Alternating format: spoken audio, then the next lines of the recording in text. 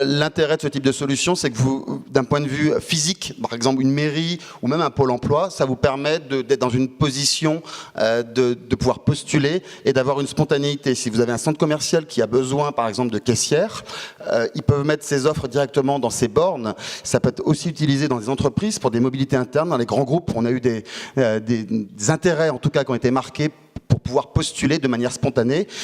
C'est spontané, c'est dynamique, c'est temps réel et vous êtes surtout notifié. Les demandeurs d'emploi ne savent pas quand leur CV est lu, ne savent pas que l'emploi est encore disponible. Là, vous avez directement une connexion en direct avec les annonceurs, ce qui est l'offre d'emploi.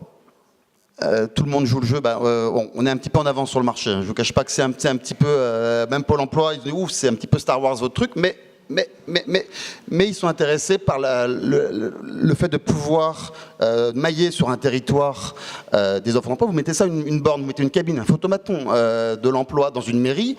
Les commerçants, les offreurs d'emploi vont pouvoir mettre les offres et rencontrer directement des demandeurs d'emploi qui vont pouvoir postuler en mettant l'identifiant Pôle emploi. Pôle emploi va pouvoir aussi voir ceux qui ont des bonnes notes, des mauvaises notes et pousser des formations. Ils vont aussi voir ceux qui ne cherchent pas de boulot.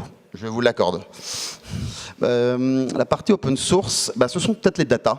C'est un bon point puisque les données qu'on a, c'est une base fermée, hein, pour la démo on a 2500 offres, les données que ça soit Pôle emploi, Monster, les données de data, en tout cas d'offres d'emploi, on pense que ça pourrait être un aspect open source. Pour le reste, flasher un QR code, c'est pas de l'open source, mais ce sont des choses qui sont très intuitives, les gens savent interagir. Donc on est dans l'Internet des objets, on est dans l'interactivité temps réel entre des mobiles et des objets. Je vous remercie.